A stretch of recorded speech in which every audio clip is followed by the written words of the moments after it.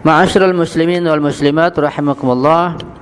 Kita baca sababun nuzul dari ayat ini, yaitu ayat 78 dan 79 surat Al-Baqarah. Fi tafsir di Majma'al Bayan, di dalam kitab tafsir Majma'al Bayan disebutkan, amida jam'un min ulama'il yahudi ila taghyiri sifati nabiyil khatam fi taurati min ajli siyanati masalihihim. Artinya sekelompok daripada ulama Yahud, pada pembesar Yahudi, ulama mereka melakukan kesengajaan untuk merubah sifat-sifat Nabi terakhir, yaitu Rasulullah Muhammad SAW, yang terdapat di dalam kitab Taurat. Kenapa mereka melakukan hal itu? Min ajli siyanati masalihim. Hal itu mereka lakukan untuk menjaga kepentingan mereka, menjaga keuntungan mereka. Wastimraril amwal allati kanat tatadaffaqu alaihim sanawiyan min jahalatil yahud, dan untuk menjaga dan memelihara harta kekayaan yang mereka dapati setiap tahun dari orang-orang Yahudi yang bodoh. Ya, orang Yahudi yang bodoh memberikan harta kekayaan setiap tahun kepada para pembesarnya, para ulama Yahud, yang mereka itu kaya raya, ulamanya kaya raya. Fa'inda zuhurin Nabi sallallahu alaihi wa alihi ghayyaru ma dzikra min sifatihi fit Taurat. Dan ketika Nabi Muhammad telah lahir, telah nampak dan telah dibangkitkan menjadi Nabi, telah jelas bagi semuanya, mereka itu para ulama Yahudi, mereka merubah apa-apa atau ciri-ciri sifat-sifat tentang Nabi tersebut yang ada dalam kitab Taurat. Wabdaluha bisifatin ukhra 'alal 'aksi minha, dan mereka menggantinya dengan sifat-sifat yang lain yang kebalikannya, tentu sifat-sifat yang buruk, yang jelek. Kenapa demikian? Kaymawihul amru 'alal ummiyin alladzina kanu qad sami'u min qablu bisifatin nabi fit Taurat, agar hal itu memberikan gambaran yang kabur, yang tidak jelas tentang Rasulullah, tentang Nabi Muhammad kepada orang yang ummi, yang bodoh, yang tidak belajar. Mereka telah mendengar tentang sifat-sifat Nabi sebelumnya dalam Taurat. Sehingga kalau mereka merubah kitab tersebut atau sifat tersebut, mereka akan bisa berpaling dari ajaran Rasulullah.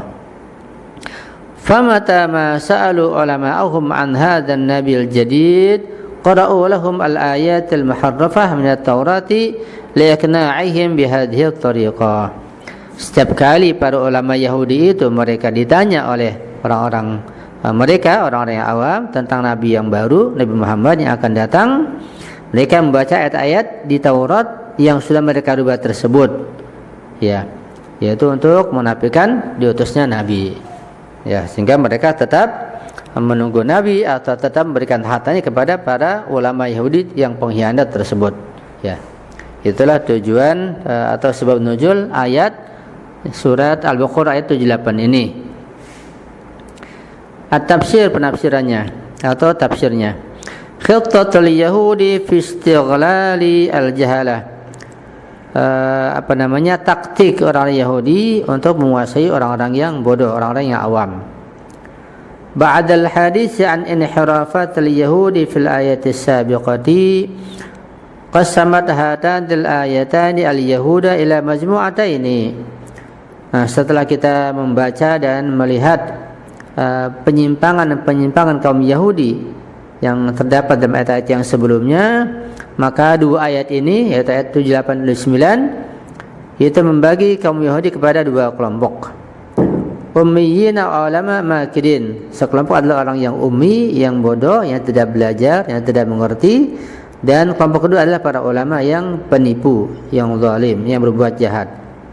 Andil majmu'atul ula yaqulu ta'ala, tentang kelompok Yahudi yang pertama, yaitu ummiyin, kaum ummi, Allah berfirman, wa minhum ummiyuna, di antara mereka ada sebagian mereka kaum Yahudi itu ummi, tidak baca, tidak menulis, tidak mampu membaca dan mampu menulis. Mereka orang yang awam, yang ummi. La ya'lamunal kitab, mereka tidak mengerti isi kitab Taurat yang sesungguhnya, yang sebenarnya. Illa amani, mereka hanya punya angan-angan, punya harapan. Karena biasanya orang awam itu, orang bodoh hanya punya harapan, ya. tidak punya keyakinan, yang ada adalah harapan. Wa inhum illa yadhunnun, mereka hanya memiliki dugaan belaka. Al-ummiyuna jam'u ummi. Al-ummiyun jama' ya, plural dari ummi. Wal ummi ghairud darisi. Ummi artinya orang yang tidak belajar. Wa sammu bidzalika li'annahum fi ma'lumatihim kama waladatuhum ummatuhum.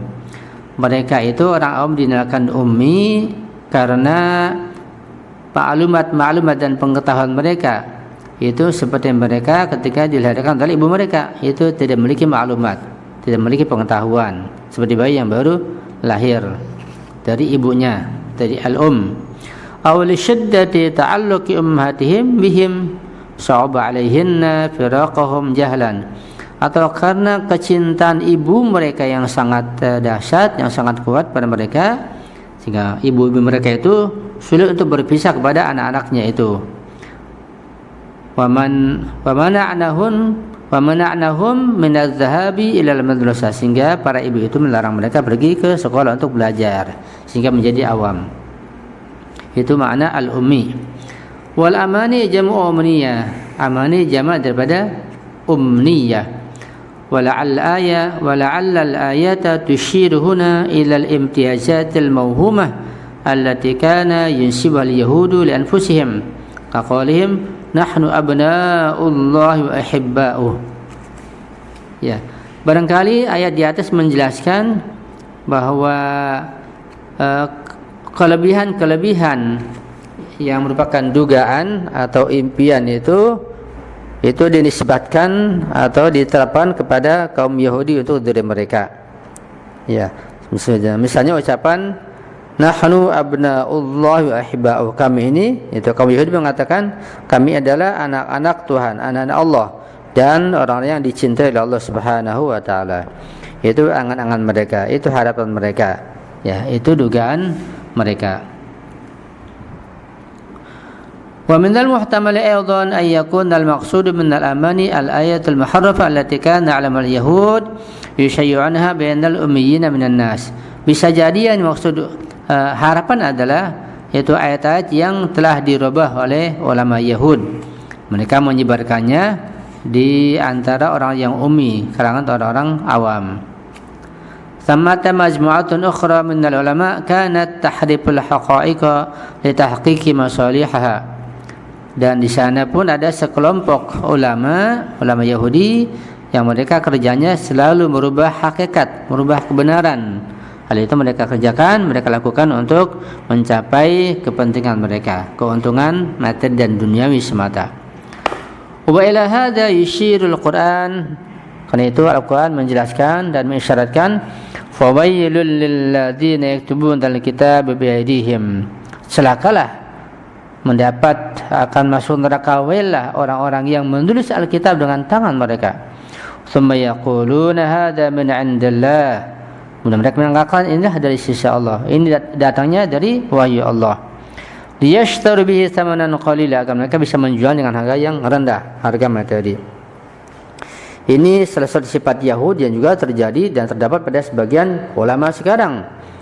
Mereka berani merubah ayat-ayat Allah, yaitu penafsirannya, pokoknya hadis-hadis Rasulullah yang mereka tafsirkan dengan tafsir yang salah untuk kepentingan mereka, untuk kepentingan kelompok mereka.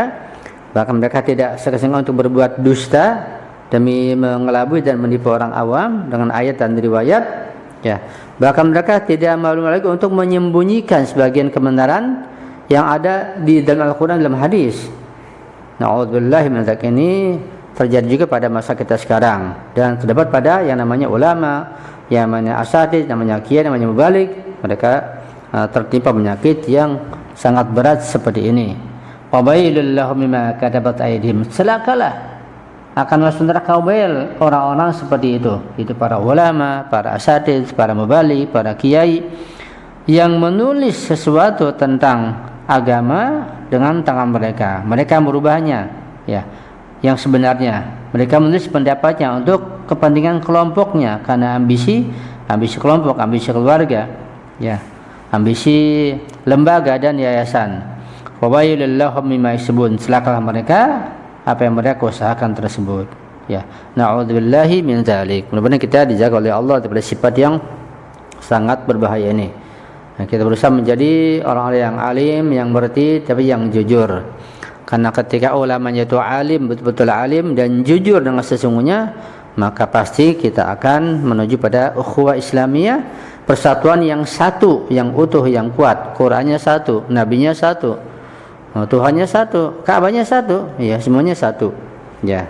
Dan insyaallah akan melahirkan Islam yang betul-betul murni, Islam yang kuat, Islam sejati, dan akan memenangkan dan ya'lu ala yu'ala alai. Itulah kebenaran yang insyaallah akan nampak di muka ini pada masa mendatang insyaallah.